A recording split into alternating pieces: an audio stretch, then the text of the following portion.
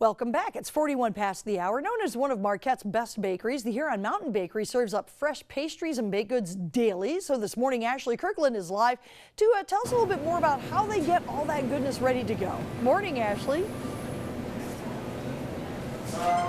Good morning, Vicki. Here at Huron Mountain Bakery, they bake fresh goods daily. They serve up over 3,000 donuts a day. They also make cakes, muffins, bagels, anything sweet, you name it, it's here. They also bake 1,200 loaves of bread daily.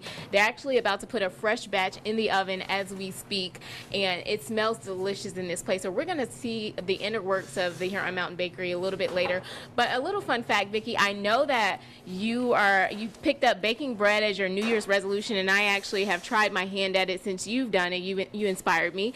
They actually let their bread rise days before they actually put it in the oven. So the process is a little bit more intricate.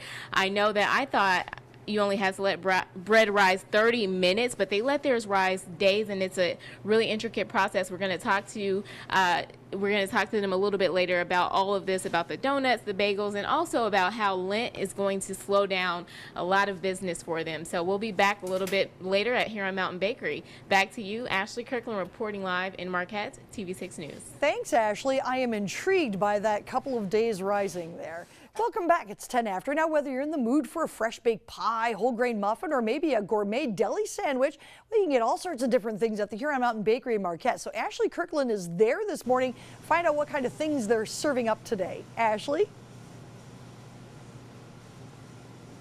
Good morning, Vicki. Now, when people come to Huron Mountain Bakery to get bread or pastries, they're tasting recipes that are over 100 years old from places like France and Italy.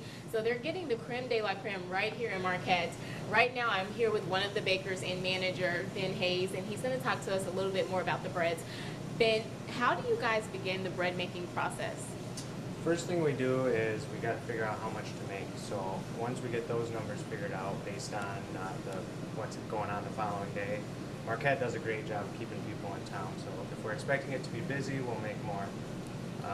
Well, we start by scaling out our ingredients and getting them into the mixers and mixed.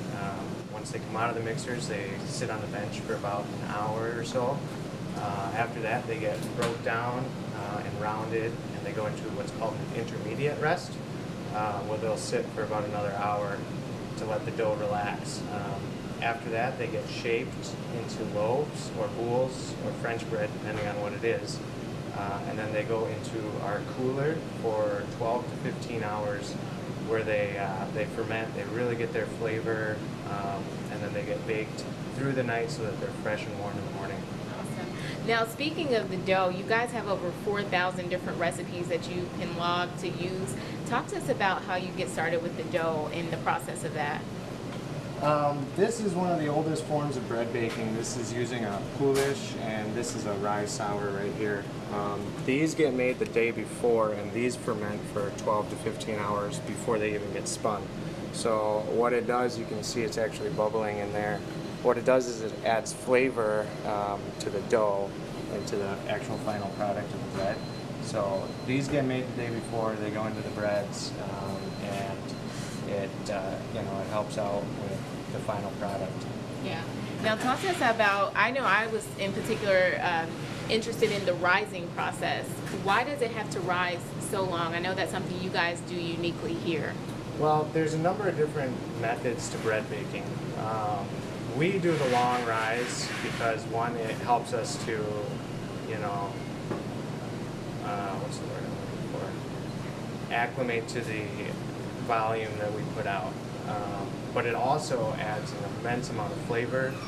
It increases the color of the crust, the texture of the crumb. So it just all around adds a better final product. So that's the main reason we do it here. Great. Now, speaking of the final product, we're going to show you guys the bread that came out of the oven fresh. It smells delicious. This is one of those times that I wish we had smell-o-vision, because it really smells great in here. The air just smells like fresh baked bread. We are going to be back with Ben a little bit later and also serve up some customers and talk to him about how people are coming in less because of Lent. And so we're hoping that if you are doing Lent, we're not making you hungry for bread and pastries here today. So sorry if we are, but I'll take take it back to you for now, Vicki. Ashley Kirkland reporting live in Marquette, TV6 News. All right, thank you very much, Ashley. Boy, that looks... Welcome back. Well, Fridays are usually pretty busy at the Huron Mountain Bakery in Marquette. And this morning, our own Ashley Kirkland has been there to lend a helping hand. How's it going, Ashley? Good morning, Sam. I picked up a second shift here at Huron Mountain Bakery. The weekends are pretty busy for them. And oh, actually, I have a customer right now, so I got to get to it. How can I help you, sir? I'll take 2 maple iced. Okay, I got to get my little handy dandy wrapper here. Get this customer. Want to make sure we get satisfied customers here at Huron Mountain Bakery to match the delicious pastries that they have. And what do you like about these donuts, sir? They remind me of home. Oh, are you a regular here at Huron Mountain? Yes. All right, well, every day. Well, thank you for coming in today. Have a good one. Now, I've been serving up here, Sam, but they work really hard here at Huron Mountain Bakery, and I'm back again with Ben Hayes, who is the manager and one of the bakers. Ben, now I know that you guys kind of see a little slowdown during Lent season. Talk to us about that a little bit. Well, it's a big push through Fat Tuesday, and then once Lent comes, it pretty much dies right off for the next 6 weeks. And then Easter is our next big holiday, and business kind of starts to pick up as the weather gets a little better, hopefully, and you know, we kind of carry ourselves into the summer.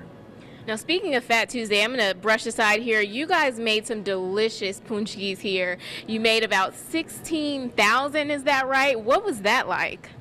Busy. It was very busy. We did 16,700 punchkis, had 32 people working, and it was about a 30-hour process. It was very, very busy, and I'm glad that it's over.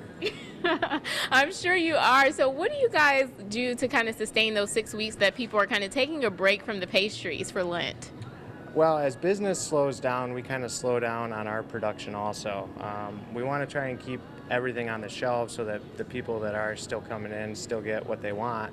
But we kind of take it easy, slow down, and prepare ourselves for the summer. Yeah.